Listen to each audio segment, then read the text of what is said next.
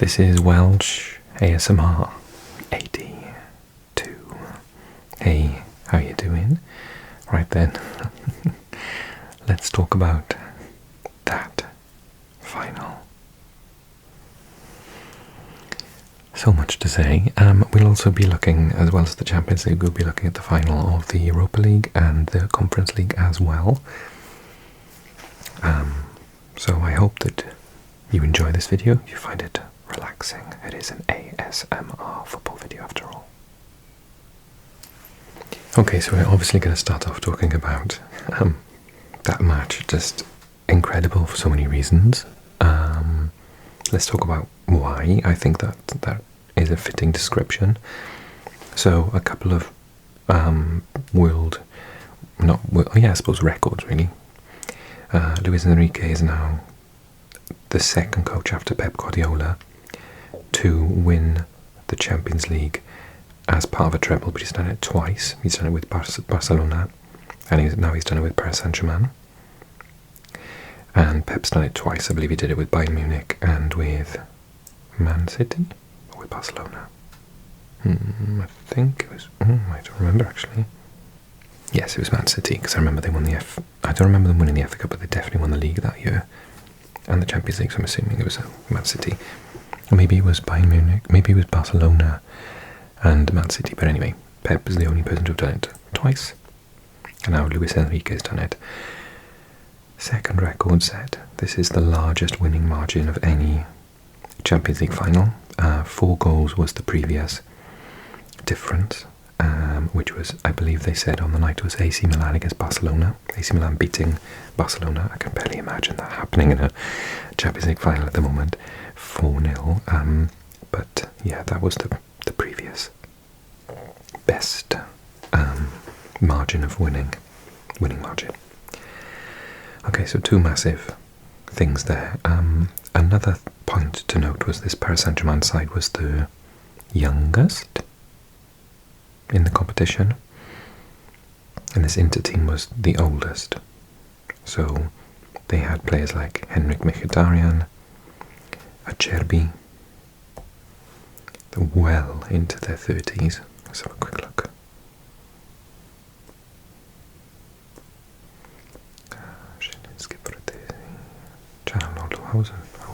So Çalhanoğlu is 31.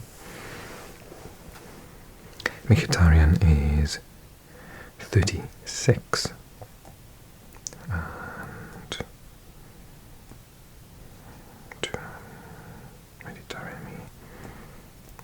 I've gone past Acerbi. There he is. 37. He looked it, to be honest. I know he scored that amazing goal in the semi-final to get through to the final in the first place. So maybe you should not, be too hard on him. But I think last night, the look on his face, I think he thought, because obviously he was ripped apart by kids, basically. So let's have a look. So the goals were scored by Hakimi, 2 from Doué, who looked absolutely, he's 19, I believe. Yeah, 19 years old, Doué. Kvara scored as well. He had a quiet night before that, but actually it's mostly because he was tracking back so much and mucking in with the defence, which was phenomenal. And then the kid Mayulu came off the bench to score as well. One of my favourite youngsters, Barcola, came off the bench and looked absolutely amazing. Narrowly missed, sat down Acerbi on the floor when he did a bit of trickery in the box and narrowly missed the bottom corner. Should have been a goal, would have been an awesome goal. I genuinely think there's going to be about 7. I'm just looking at these match facts here. You can see all the yellow cards, and that there would have been more yellow cards for Inter because they were losing their temper in the end, but they couldn't get anywhere near Paris Saint-Germain, to be honest, to get a tackle in. Paris Saint-Germain played an absolutely phenomenal game, I have to say, from start to finish. Not just because they were passing, but because their key players were defending as well, right from the front, every player. Dembele's movement was absolutely sensational. The centre-back didn't know whether to, because he was sitting quite deep, so they were like, well, we just leave him? Do we go towards him? And then all of a sudden he was like there at the back post, and you'd be like, oh, how did he get there? Let's look at the lineups. So, as you can see, all green and orange and red. Just Chubby had an awful game. Di Marco would have had even worse. I think 6-2 is actually being quite nice, to be honest. He had an absolutely awful game. He played them on side for the first goal, and he turned around and the ball hit him and went into the back of the net for the second goal. Yeah, I genuinely think that Paris Saint-Germain could have scored like 7 goals, let alone 5. So, who else did brilliantly? Vitinha, just untouchable in midfield. They swarmed. This midfield, if it's on paper, Barella, one of the best midfielders in the world. Canalolo, one of the best midfielders in the world. Mkhitaryan, yeah, passed his best, obviously, a while back, but he's still a very decent technical player.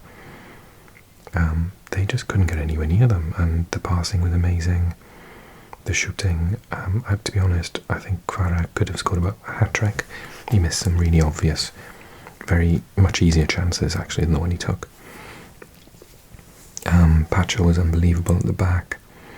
Donnarumma had one save to make and made it very well.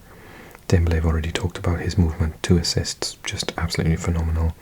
Hakimi got a goal, and they just completely, it was just men against boys. It was the worst case scenario for Inter, a team that's like old, that had missed out on the title less than a week ago in Italy by 1 point, that lost the semi-final of the Cup to their arch-rivals AC Milan. So they were on about a month ago for a treble, and they've not won anything. And I think their disappointment was shown. They're normally, someone said to me before the game, how's it going to go? And I said, it'll probably be 1-0 to Paris Saint-Germain. Inter Milan, will sit back, let them pass around as much as they want to, hit them on the break with these 2 usually wonderful forwards. And but at some point I think that Paris Saint-Germain's sort of ability is going to shine through, and they're going to get the goal. I saw on the Football Manager Reddit this morning, someone said exactly what I thought, and they were like, why were they playing up from the back when they were playing high press, gegenpress? And it is like Football Manager 101. It was like, how did the manager, at half-time even, they weren't, they were completely out of it at half-time. I think they were 2-0 down. They had chances to score. I thought it was going to be 2-1. Going in for half-time, it was 2-0. And I thought, all right, he's going to come out and he's going to say, right, stop passing out from the back. You get in, closed down, and you're giving away easy shots on goal ridiculously. Play with width, play around the press. The press was in the middle. Play around the press, go wide, go long, straight from Sommer out to, again, a usually brilliant Dumfries, and usually brilliant Di Marco. And then they can slot in through balls through the line of defence, because these players were up here, so they could have got on to 2-on-2. Slide in those through balls or run to the corner and cross it in and see what happens. But instead they just did this thing where he passed out to Pavard, and then Pavard was closed down by 3 players, and either panicked and then someone kicked it out into touch, or passed it back and put other people under pressure. I was playing Football Manager the night before I watched this, and someone was completely dominating me with this tactic. So I went under chat GPT and I said, someone is destroying me with a gegenpress, high press. How do I work around it again? Do I need to do a long pass, stop playing out from the back, and play wide? And it was yes, do all those things, and have one of these midfielders sit back as a defensive ball-playing midfielder, and just go wide, work around the press, because if you try and combat it in the middle, these will, if you're pressing them, they'll tear your shape apart and they'll just exploit the gaps. They weren't pressing too much, to be honest, but they still exploited the gaps that were made at the back 3, who had just a terrible game. And yeah, yeah, it was just a complete nightmare for Inter. Obviously brilliant for Paris Saint-Germain. So another weird stat about this game is that that stadium they played in, Bayern Munich Stadium, the Allianz Arena, has been hosted the final 5 times, and in those 5 times, each time we've had a brand new winner. So the stat was there that the previous 4 finals all had a first-time winner, and the 5th time, also 5th time a charm, had a first-time winner as well. So Paris Saint-Germain have won it. In the UK commentary, Rio Ferdinand was saying that, football won today, and that irked me at the time. I didn't like it, that comment. I see where his point was.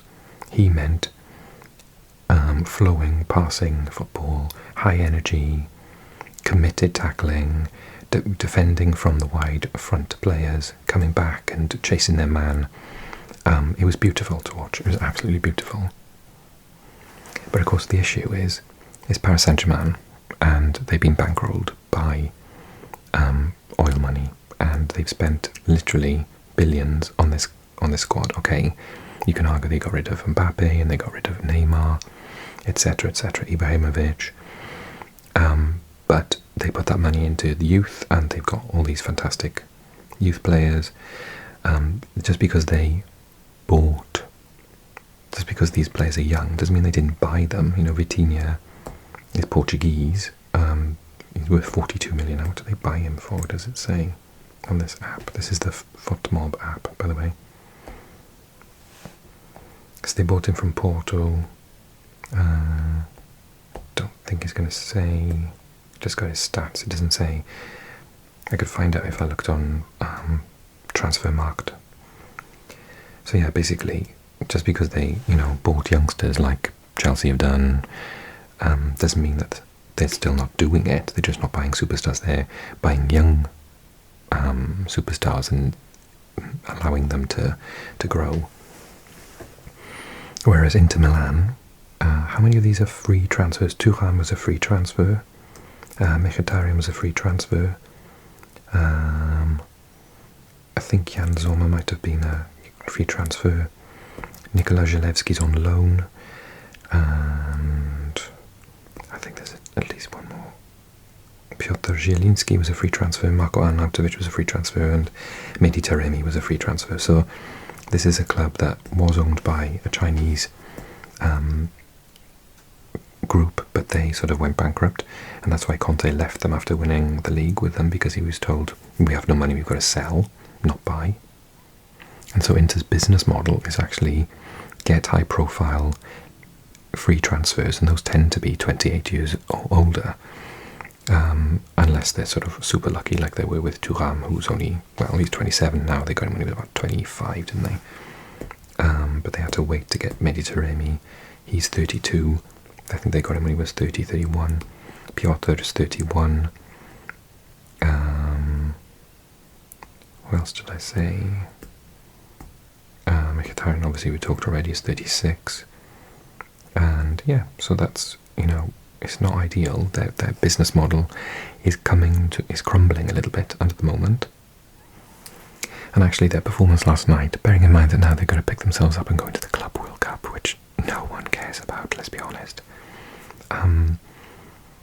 Now they're in this scenario where they've got to go again, even though they're knackered, they're tired, they're exhausted, they're emotionally exhausted after that. And just, they, to be honest, if that had happened to me, I just want to get to a beach and sip a cocktail.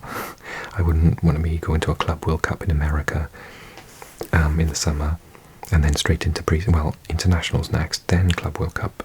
Then it's all of a sudden you've got like a week off maybe, and then it's training for the new season. I think they're going to struggle next year, to be honest.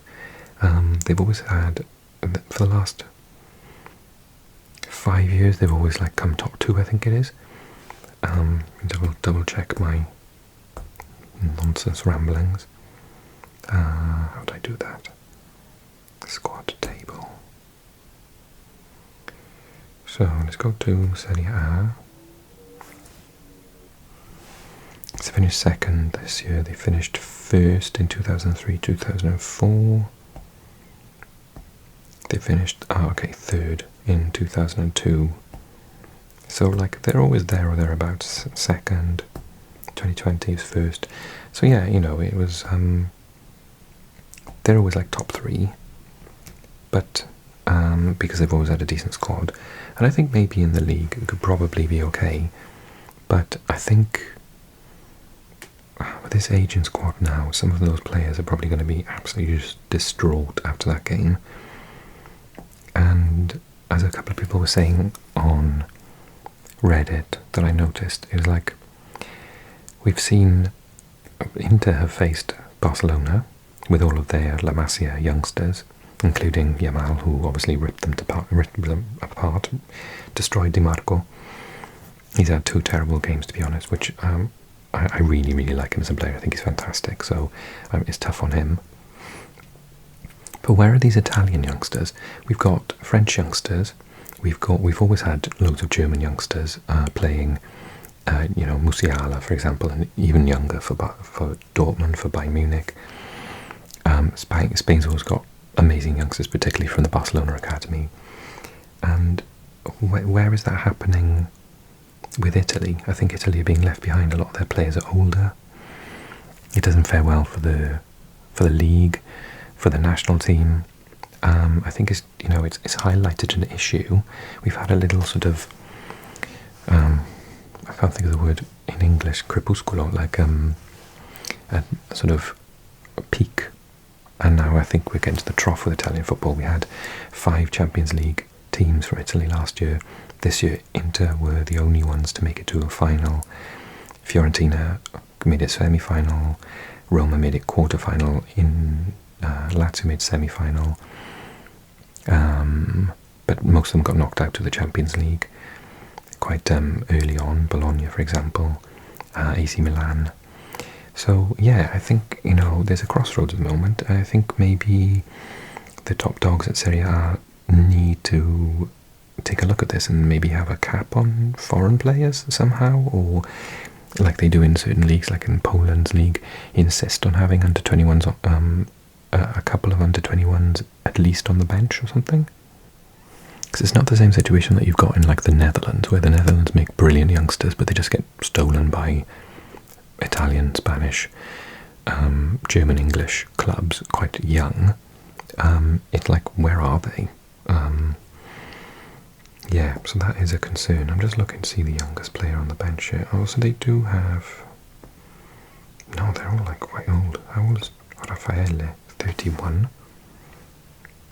Josep Martinez, 27. Aslani, 23, so he's the youngest, but he's Albanian. Carlos Augusto's Brazilian, he's 26 anyway. Zalewski's Polish, and he's 23. Bisek is German, he's 24. So, like, yeah, they might have the odd young player, but they're actually not Italian young players. Unless I'm missing something, do you not agree with me? So, yeah, I think that's why it bodes quite badly for Inter and Italian football in general. And obviously after Chelsea winning well, we'll talk about that briefly, the Conference League, and now Paris Saint-Germain, these are clubs that are backed by big money, and it just seemed inevitable that we're going to get to this situation where there's a new model with these clubs.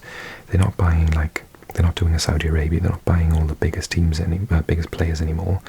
They're buying extremely good youngsters and building a team at that point. So it's it's a different model, but it's still kind of the same thing. So I think I read that Chelsea spent 1.6 billion on this team that just won the Conference League that half their fans didn't even care about. Whereas Real Betis were absolutely crushed because it would have been their first European Cup. So yeah, I think we're coming into the age now of a different type of battle. It's going to be even the big teams. Can they keep up with the bigger teams, the biggest of teams? I think we're coming into that era because this team is not going anywhere, is it? These are all kids. And if they've just won a Champions League, who's going to poach them? Where are they going to go? To Real Madrid, maybe? Barcelona, maybe? An English top team like Liverpool, maybe? But otherwise, they're going to stay here and they're going to continue to get better. And lastly, before moving on and talking about Spurs and Man United in the Europa League, how does it affect French football? Well, obviously it's great for a French team to win the Champions League. It hasn't happened for quite a long time. There will be benefits because if they can continue to do this with this team, then their ranking will go up potentially, and the fourth place won't have to have a qualifier to get into the Champions League. Maybe they'll be automatic. Maybe they'll get into that situation where they get 5 teams. But then also, it does, there's already a massive gap between Paris Saint-Germain and the second place teams. It's almost a given at the moment that they're going to win the league. So that's not going to change anymore with all the money and the kudos that comes from winning the Champions League because of the reputation that they'll have. So, yeah, positive and negative all round. It was a spectacle, I'll be honest. It was an amazing game to watch. My jaw was like open. When they went 2-0 up, I was like, oh my god, this is going to be a bloodbath. So yeah, it'll remain to be seen, what will happen. Maybe this Paris Saint-Germain will go on and win the Club World Cup this summer. And all of a sudden they're one of the top teams. They've gone from one of the never-ever teams, one of the teams that want to win stuff but doesn't in Europe, to being, a rival for teams like Real Madrid, Liverpool, Barcelona, etc., Bayern Munich, to win the top titles every year. It remains to be seen. Well done to Paris Saint-Germain, though. Okay.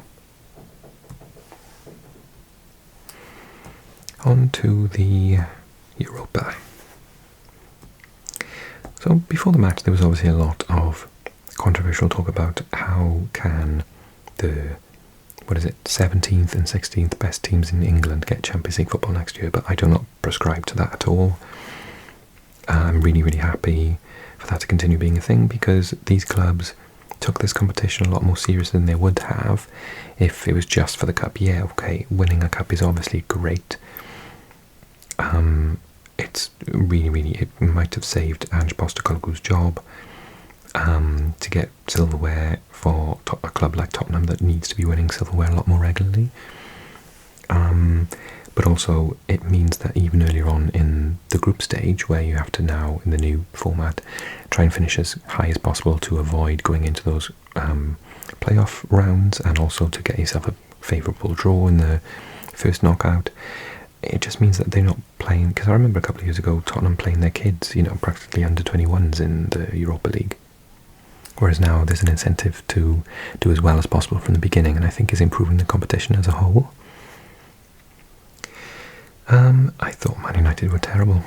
I gotta be honest, I know I've got quite a few Man United fans watching this channel, and I don't think that you'll disagree with me at all. I thought there were 1 or 2 moments from set pieces where I thought they could get back into it, but from open play, barely. I couldn't understand Amorim's tactics. I haven't been able to since he came to the club, to be honest. Clearly, if we're being kind to him, he's not got the players at his disposal to do what he wants to do.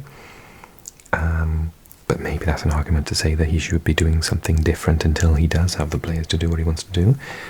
Again, thinking back to Football Manager, if I had a tactic that required, I don't know, gegenpress and all my players were 32-year-olds in a lower league with no endurance or stamina, then I wouldn't be able to do that. So is he looking at this team and going, I want to do this, do it, even though you're not capable, and setting them up to fail? Or is he thinking they're going to learn it? I don't know. I'm really confused by him at the moment. If I'm being absolutely horrible, I'll say I'll give him till Christmas, and if they don't back him in the summer, and if they do back him in the summer, even worse, because then obviously he's got no excuses. He's overly critical of his own players constantly. It just seems like a really negative dressing room at the moment. Everyone's totally trod on all the time. I'm not seeing it at the second for Man United. I'm really sorry. And I think they need to help Højlund out because he's a young kid, and there's too much pressure on him at the moment. Fair play to Maguire, though. He's turned it around because he was under a lot of scrutiny when he was captain, and he's one of their better players consistently now. Fernandes, will he go to Saudi Arabia in the summer? Maybe he doesn't want to have to deal with all of this nonsense. They're talking about trying to get rid of Casemiro. I agree with that. I'm surprised they give him a 5-year contract on the money that he's on. 30, what was he, 31 at the time?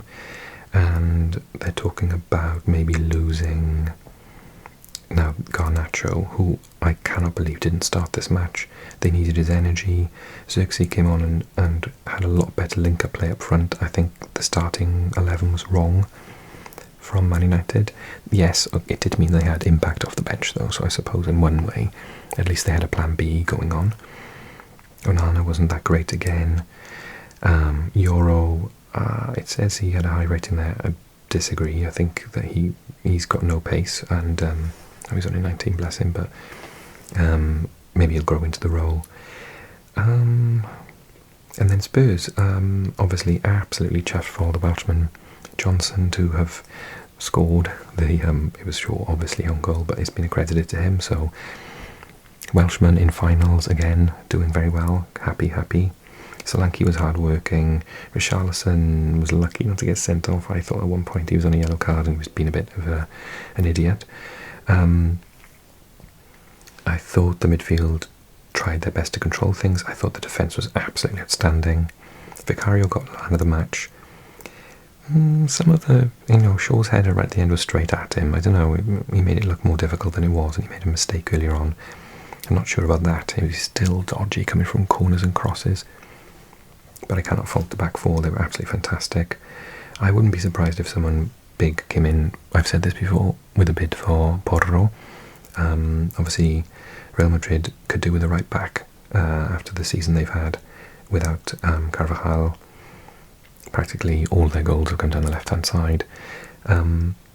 They've conceded, so I would not be shocked if someone tried to bid for him. But, what can they say? They've got Champions League football next year now, and he's a medal winner. It might be enough to keep him if he's told that he's back up to Carvajal, or if some other big club is saying, I've got Champions League football, he's like, well, so do I. So it could, maybe if they hadn't have won, someone would have tried to poach him. But I think they need to keep him because he's fantastic. So yeah, overall, I think it wasn't the most entertaining final I've ever seen in my life, if I'm being completely honest. But they were two absolutely even teams, even as in bad. And I'm saying that as a Tottenham sort of semi-fan. It was a hard watch at times, but it was interesting as well, and obviously it means a lot to the club, to Ange Postecoglou, to the future of a lot of the careers of these players. Are they going to stay? Are they going to go? Well, there's an incentive to stay now, isn't it? So, and they're in the Champions League, so there's 6 Champions League teams from England next year. So yeah, and Man United, have they got the Club World Cup now going on? Oh no, I think maybe because they had that tour where they got beaten in Asia. I don't think it was 1-0, no, it was 3-1. And they got booed because they were charging ridiculous, like £200 for tickets, and then they just played like idiots. Yeah, no Club World Cup, no, okay. So, I think Amorim is the clock is ticking, to be honest, and I'm not convinced that he's the right person for the job. Let me know what you think in the comments. Maybe I'm wrong. Conference League then, everyone. I've already talked a little bit about it. Obviously, congrats to Chelsea. I already sort of said that half the fans didn't actually care whether they won the Conference League or not, but congrats for winning it all the same. You're the first team to have all 3, I can't put 3, there we are, 3 Champions League, Europa League and now Conference League titles. But obviously they've got Champions League football next year anyway for their league position. The first half was quite dire, and actually I thought Real Betis was going to score 2, maybe 3 goals. I thought Isco was outstanding. I gotta talk about it a little bit, but the GOAT, Anthony, had a really poor match. They just couldn't get him the ball. He was being marked very, very well. Obviously he was up against Cucurella, one of the best at that job. cracking player. I liked him when he was on loan a couple of years back. I think he played for like Eibar, on loan from Barcelona, or maybe it was even Barcelona B team. It was like Athletic de Barcelona, and he ripped Real Madrid apart this one day. And I was thinking, oh my god, who is this kid with the funny hair? So he's always been fantastic. Real Betis, after the first half, when the goal went in, so basically at the end, at half time, Chelsea came out a completely different team in the second half, and Palmer just completely ran the show, and they looked like a team that had been constructed from 1.6 billion, to be honest, compared to the meagre budget that Real Betis have. You know, again, players on for free, like Isco, and Ricardo Rodriguez, I think, was free as well. Anthony was on loan. They're just like a sort of a team that's made up of, someone said, Premier League rejects, because Adrian, I think, did Bartra ever play in England? And then Bakambu played at one point in England, Anthony as well, and anyone else? Lo Celso played in England, obviously, for Tottenham. Yes, there are quite a few sort of players from. I was really shocked when they took off Ezal Zuli. He was doing brilliantly. He was really showing Gusto up. He didn't have a clue what to do with him, because if he went on the outside, he beat him for pace, and if he went on the inside, he couldn't get around the back of him. He was going to either give away a foul or just let him run. He had the makings of him, and then they took him off in the 53rd minute, and at that point, everything just kind of fell apart. The goal came on the 65th, and then it was just all Chelsea. Real Betis did not have an answer at that point. I thought Caicedo had a good match in the centre of midfield there, protecting everybody. Achille had a great match. Cucurella I've already spoke about. Fernandes coming late into the box for his goal, and he got an assist as well. Had a really, really good game. Yeah, I just thought they played brilliantly. Jackson in the right place at the right time for the goal, when he's had a tough season, or tricky season at least. So that'll be nice for him. Reece James shored things up, because Gusto was really struggling, as I said, against Ezal Zuli. And Sancho came on and provided. He actually scored a goal, that's right, and then Disbrihol with the assist. Yeah, I thought they just looked a class apart in the second half after the hour mark, and Betis, they crumbled, and their confidence absolutely went.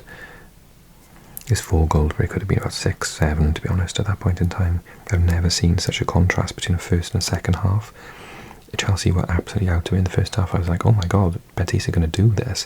They're completely controlling the match, passing it around nicely, counter-attacking, closing down nice and early, pressing against the back line, running at Gusto and making mincemeat out of him. I was like, oh my god, I think they're going to... Oh no, wait. And the hour mark hit, and then Chelsea woke up. Fair play to Maresca for making the substitutions at half time, and give him whatever he said to them in the changing room at half time. Did the job.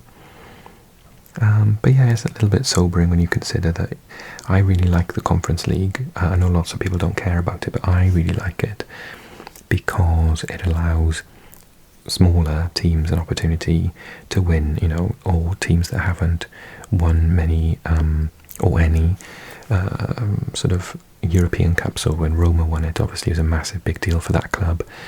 Then we've had West Ham, big deal for that club. Fiorentina have been in 2 finals. They really want to win it. Betis desperately wanted to win their first European trophy as well. And when you hear that some Chelsea fans don't care about this, they just want to focus on the Champions League, it's a little bit harsh on Betis in that respect. You've got to feel sorry for them, because they did their best with the financial constraints that they have to go up against the side that from day one I and everyone else who is sane was saying is going to win this competition in second gear. Yeah, but we'll see what happens next year. I think we've got a variation of teams. Fiorentina narrowly on the last day qualified for the Cup again, so maybe they're going to be one of the more favourite. They obviously reached the semi-finals again this year, so 2 finals and a semi. I'd love for them to win it. They probably deserve it more than any other club. They probably have more wins in this competition than any other club in its history. And yeah, it was great to see like the Polish teams doing well this year. We get the odd sort of Greek team or Turkish team popping their head up in this competition, Slovenian teams, and obviously in the group stages we had the stories from Wales, Northern Ireland, and the Republic of Ireland did really well. So it was really nice to see those sorts of teams do well, because I'm not interested just in the Premier League. I love like all different types of leagues across Europe. So to see those teams having a good shot at it, Romanian teams, Bulgarian teams, Swiss, Austrian, Belgian, Dutch. I think this could be a competition that a Belgian or Dutch team could really focus on and try and win, to be honest. Okay, so I'll leave it there. That's our last video on the topic for this year, this footballing year, of course. And I'll try and do a video when we get qualifiers for the Champions League and whatnot, and late summer, and we'll have a little look at next season's Champions League and Europa League and the Conference League, of course. Thanks so much for watching, everyone. Leave me a comment with your thoughts. Tell me if you think I'm being too harsh on the whole, money wins everything attitude, but it was a little bit sad and disappointing in some respects, because I was really rooting for Real Betis or Inter to get it. Maybe I'm just sour grapes. So, put me in my place in the comment section. Are you a Chelsea fan? Are you really happy? Obviously Paris Saint-Germain fans are out of their mind with happiness. And yeah, let me know. And obviously if you're a Tottenham fan, let me know how you feel. If you're a Man United fan, let me know. Do you agree with me? Am I being too harsh on Amorim? I don't watch them week in, week out, so you tell me. Do you think that I've got a point? Is he on borrowed time already? Is his strategy working? Does he need to change his ideas until you get the right players? Let me know. And yeah, don't forget to like the video, click subscribe if you're new, check out this video next, and I'll see you again very, very soon. Loads of ideas for videos coming up over the summer. I've bought more stickers, we're going to do more club crests, so keep watching. Okay, thanks so much everyone, take care, bye bye bye bye.